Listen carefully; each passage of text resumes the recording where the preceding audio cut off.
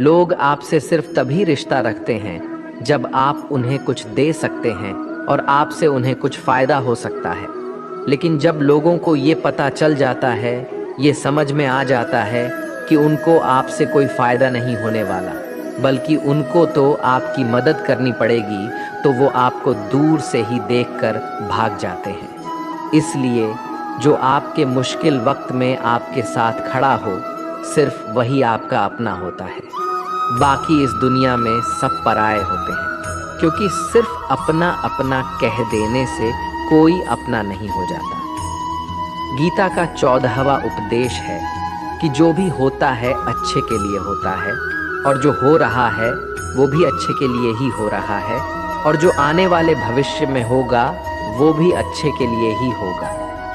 वैसे ये बहुत गहरी बात है। कुछ चीज़ें ज़िंदगी में ऐसी होती है जो हमें लगता है कि मेरे साथ ही ऐसा क्यों हुआ, मेरे साथ ही होना था ये सब। लेकिन जब वो वक्त गुजर जाता है, एक दिन हमको समझ आ जाता है कि अगर हमारे साथ ये सब नहीं होता तो आज हम इस मुकाम पर नहीं होते।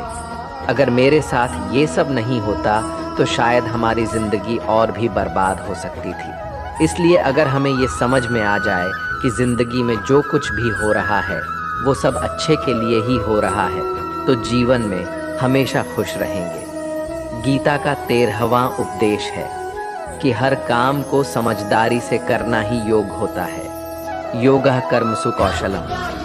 कई लोग काम तो करते हैं लेकिन उन्हें हासिल कुछ नहीं होता। बहुत लोग कहते हैं कि हम तो मेहनत बहुत करते हैं, तब भी ज़िंदगी में सफलता हासिल नहीं हो रही है। लेकिन सच्चाई ये है कि बहुत कुछ करने से, बहुत मेहनत करने से आपको सफलता नहीं मिलेगी, लेकिन सही तरीके से, सही समझ के साथ काम करने से आपको ज़िंदगी में सफलता अवश्य मिलेगी। गीता का 12वां उपदेश है कि कभी भी किसी भी चीज़ की अति नहीं करनी चाहिए। कोई भी चीज़ हद से ज़्यादा नहीं करना चाहिए। किसी से प्रेम भी हद से ज़्यादा मत करना। किसी से नफ़रत भी हद से ज़्यादा नहीं करना। हद से ज़्यादा मीठा भी खराब हो जाता है। हद से ज़्यादा कड़वा भी खराब हो जाता है। हद से ज़्यादा आराम भी आपको बीमार कर सकता है। हद से ज़्यादा खाना भी आपको बीमार कर देगा। हद से ज़्यादा भूखा रहना भी आपको नुकसान ही पहुंचाएगा, और हद से ज़्यादा जागना भी आपको बहुत ज़्यादा नुकसान पहुंचाएगा। इसलिए जीवन को संतुलन के साथ जीना चाहिए। जैसे ही आप संतुलन को खो देते हैं, वैसे ही आपके जीवन में कोई ना कोई छोटी या बड़ी दुर्घटना हो जाती है। गीता का 11वां उपदेश है कि जिसे आप सबसे ज़्यादा महत्व दोगे वो आपको कभी महत्व नहीं देंगे।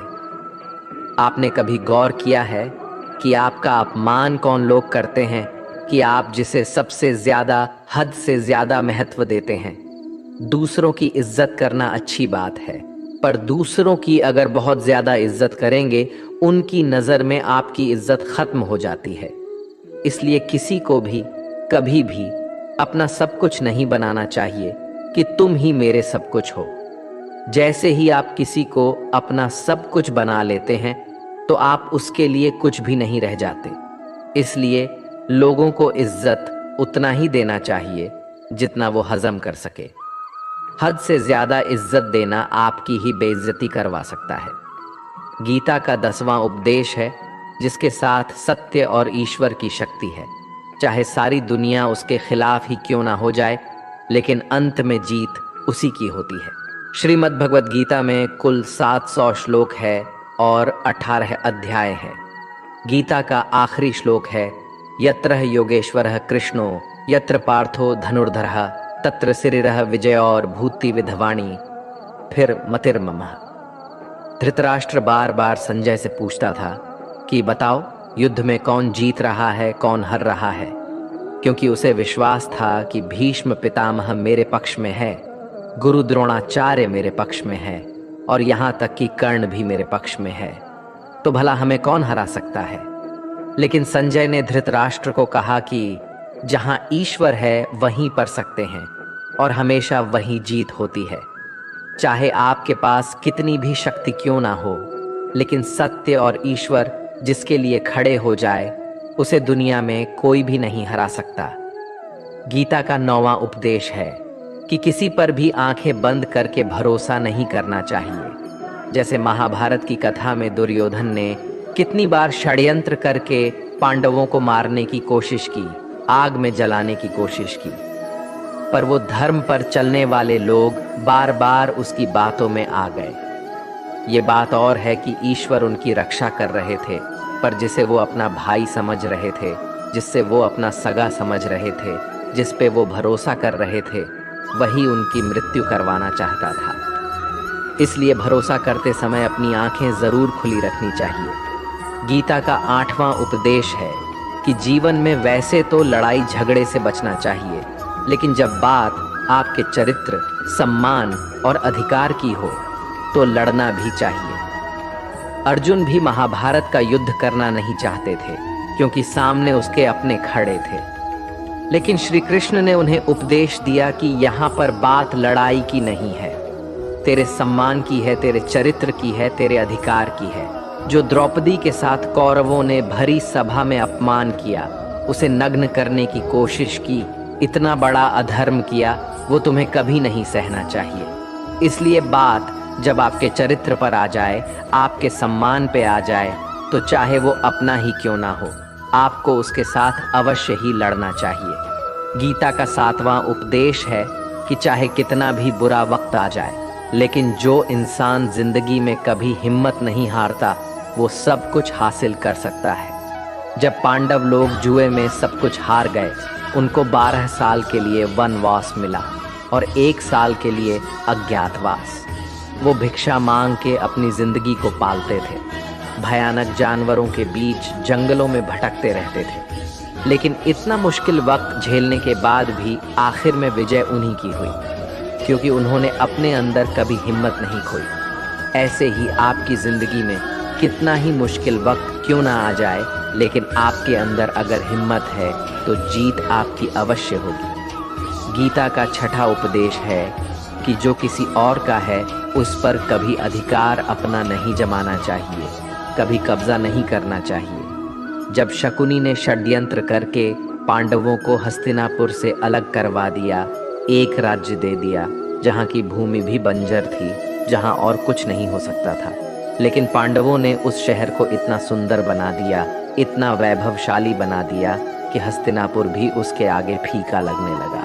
और उसके वैभव को और सुख को देखकर दुर्योधन अंदर ही अंदर जलता था, और इसलिए उसने कई षड्यंत्र करके उनका वो खांडव प्रस्थ भी उनसे छीन लिया। जो चीज़ उनकी नहीं थी उस पर भी कब्जा किया। तो उसका आखिर में परिणाम यही हुआ कि जो चीज़ उनके पास थी वो भी उसके पास नहीं रही, उसे गंवाना पड़ गया। इसीलिए जो आपका नहीं है कभी उस पर अधिकार नहीं जमाना चाहिए। गीता का 5वां उपदेश है कि वो इंसान जिंदगी में सफल माना जाएगा जो अंदर से हमेशा खुश रहता है।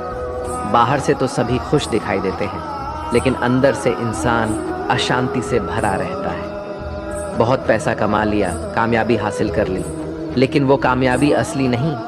असली कामयाबी तब मानी जाएगी जब आपका मन खुश रहता हो। गीता का 4था उद्देश्य यह है कि आप जैसा अन्न खाओगे वैसा ही आपका मन और आपकी बुद्धि होगी।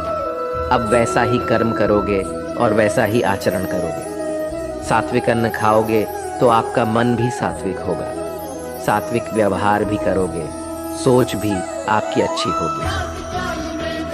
श्री कृष्ण ने भागवत गीता में सात्विक, राजसी और तामसी इन तीनों आहारों का विस्तार से वर्णन किया है कि क्या खाना चाहिए, क्या नहीं खाना चाहिए।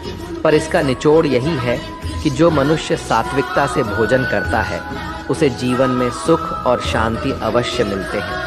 गीता का 3रा उपदेश है कि बुरा इंसान कभी अपनी बुराई नहीं छोड़ेगा।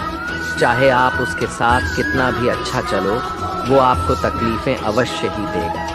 इसलिए जो जैसा है आप उसके साथ वैसा ही व्यवहार करें। बुरे इंसान के साथ आप कितना भी अच्छा बन जाओ, वो कभी अच्छा नहीं बनने वाला।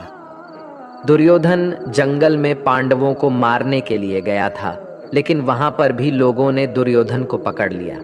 उसका मित्र कर्ण भी उसे छोड़कर भाग गया। वो भील दुर्योधन को मार देना चाहते थे, लेकिन युधिष्ठिर अपने भाई की रक्षा करने के लिए वहां पहुंच गया और उसके जीवन की रक्षा की। लेकिन उसके बाद क्या हुआ? वो हमेशा पांडवों को नुकसान ही करता रहा।